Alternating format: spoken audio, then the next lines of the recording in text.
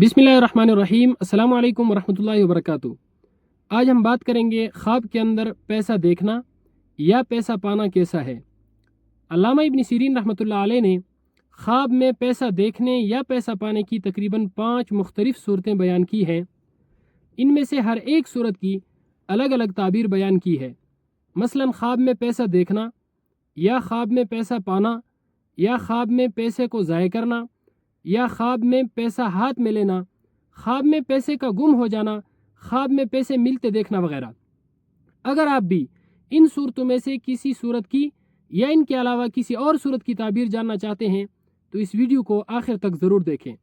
अगर कोई शख्स ख्वाब के अंदर पैसा देखता है या ख्वाब के अंदर पैसा पाता है तो उसकी ताबीर ये है कि इस ख्वाब देखने वाले शख्स का किसी के साथ झगड़ा होगा, तकलीफ़, रंज और गम में मुब्तला होगा या ये शख्स बीमार होगा।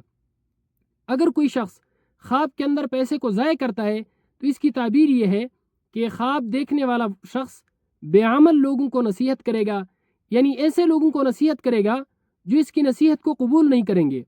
अगर कोई शख्स ख्वाब के अंदर पैसे को हाथ में लेता है तो इसकी ताबीर ये है कि इस ख्वाब देखने वाले शख्स को अल्लाह रब्बुल इज़्ज़त इल्म दीन की दौलत अता फरमाएंगे और इस शख्स को ज़रूरत से ज़्यादा नेमतें मिलेंगी। अगर कोई शख्स ख्वाब के अंदर देखता है कि इसका पैसा गुम हो गया है तो इसकी ताबीर ये है कि इस ख्वाब देखने वाले शख्स के किसी अजीज़ की मौत वाक़ होगी, इस शख्स की दौलत चोरी होगी।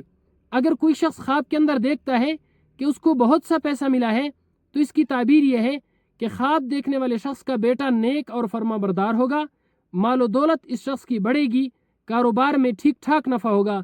अल्लाह रब्बुल इज़्ज़त से दुआ है कि अल्लाह तबारक व तआला हमारे ख्वाबों को हमारे लिए बायसे रहमत और बायसे बरकत बनाए।